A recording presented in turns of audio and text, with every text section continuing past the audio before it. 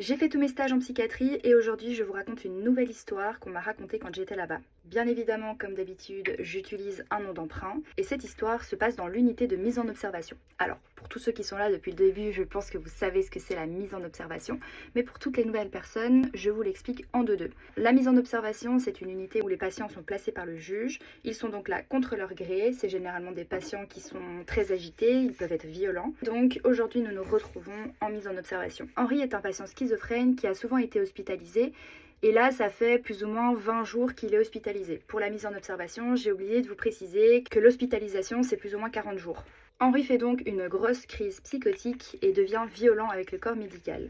Le corps médical décide donc de contentionner Henri dans sa chambre. Alors pour la contention physique, je tiens à préciser que c'est vraiment le dernier recours que le corps médical met en place. C'est une fois que le corps médical a essayé tous les autres moyens, médicamenteux, physique, la parole, etc. Si rien ne fonctionne, on met la contention physique en place. Mais c'est vraiment le dernier recours que le corps médical peut mettre en place dans ce genre de situation. La contention physique aussi doit être prescrite par un médecin ou par un psychiatre. Henri reçoit l'autorisation d'être mis en contention dans sa chambre. Le corps médical l'attache donc aux pieds et aux poignets. Quand un patient est contentionné, on doit souvent aller le voir pour prendre ses paramètres, voir si tout se passe bien, est-ce qu'il a besoin de boire quelque chose, est-ce qu'il veut manger quelque chose, et donc il y a souvent un passage pour voir comment se sent le patient. Je vais maintenant vous expliquer un petit peu le caractère d'Henri. Il a énormément de fierté pour ses enfants, mais surtout pour un de ses fils qui est militaire. Henri étant lui-même fan de tout ce qui touche à l'armée, aux guerres, etc. Savoir que l'un de ses fils est militaire, c'est vraiment une grande fierté pour lui. Et nous, on trouve ça très chouette quand il nous raconte des histoires, on voit vraiment la fierté dans ses yeux. Dans les chambres des patients, il n'y a pas de caméra. Par contre, sur les chambres, vous avez des fenêtres pour qu'on puisse voir ce qui se passe à l'intérieur. On va prendre les paramètres de Henri une première fois. Henri s'est endormi, donc il est plutôt calme.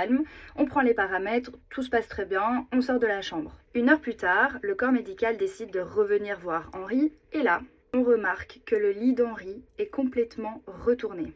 C'est-à-dire que vous avez le lit qui est logiquement comme ça et la personne qui dort dessus, et bien là, le lit était comme ça. Ni une ni deux, le corps médical appelle les collègues, se demande ce qu'il en est, ils appellent Henri et on ne voit pas Henri. Le lit était dos à la porte, donc vous êtes la porte, le lit est comme ça et normalement Henri est censé être là. L'infirmière appelle Henri, lui demande est-ce que tout va bien, est-ce qu'il est là, est-ce qu'il est tombé, qu'est-ce qui s'est passé. Et là, une des infirmières s'avance et se reçoit en pleine tronche du caca.